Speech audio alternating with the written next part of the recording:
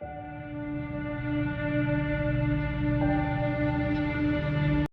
Samudra Manthana, or the churning of the ocean of milk, is one of the best known episodes in the Hindu philosophy, narrated in the Bhagavata Purana. Before getting into this video, to know the legend of the Samudra Manthana and its story, its significance, click on the I button on the top right corner of the video. In this video, we will know all the Ratnas or items which emerged out of the Samudra Manthana. All kinds of herbs were cast into the ocean and 14 Ratnas were produced from it and were divided between the Asuras and the Devas. Though usually the Ratnas are enumerated as 14, the list in the scriptures ranges from 9 to 14. So, at the start, there were three categories of goddesses which emerged from the ocean. Most lists include Lakshmi, the Devi of fortune and wealth, who accepted Vishnu as her eternal consort. Apsaras, various divine nymphs like Rambha, Menaka, who chose Gandharvas as their companions, and Varuni, taken somewhat reluctantly by the Asuras. Likewise, three types of supernatural animals appeared: Kamdhenu or Surabhi, the wish-granting cow, taken by Brahma and given to the sages so that the ghee from her milk could be used for yajna and similar rituals. Airavata, and several are taken by Indra. Uchchestravas, the divine seven-headed horse given to Bali. Three valuables were also produced. Kaustubha, the most valuable Ratna in the world, worn by Vishnu. Parijata, the divine flowering tree with blossoms that never fade or wilt, taken to Indraloka by the Devas. Sharanga, a powerful bow given to Lord Vishnu.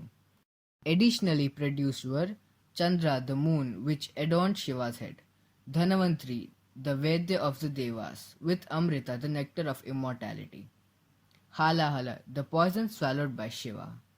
There are also some other items which emerged from the Samudra Manthana. This list varies from Purana to Purana and is also slightly different in the Ramayana and Mahabharata.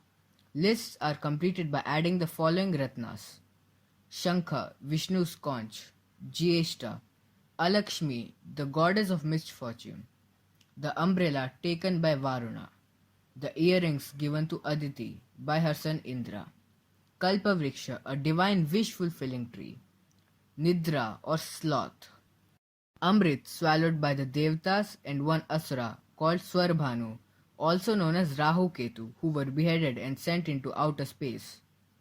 The Amrita, the last and final Ratna.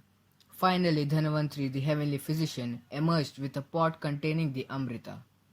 Fierce fighting ensued between the Devas and Asuras for it. To protect it from the Asuras, Garuda took the pot and flew away from the battlefield. The Devas appealed to Vishnu, who took the form of Mohini, and as a beautiful and enchanting damsel distracted the Asuras. Then she took the Amrita and distributed it among the Devas, who drank it. An Asura named Swarbhanu disguised himself as a Deva and drank some nectar. Due to their luminous nature, the sun god Surya and the moon god Chandra noticed this disguise. They informed Mohini, who before the nectar could pass the Asura's throat, cut off his head with her discus, the Sudarshana Chakra. From that day, his head was called Rahu and the body Ketu, which both later became planets. The story ends with the rejuvenated Devas defeating the Asuras.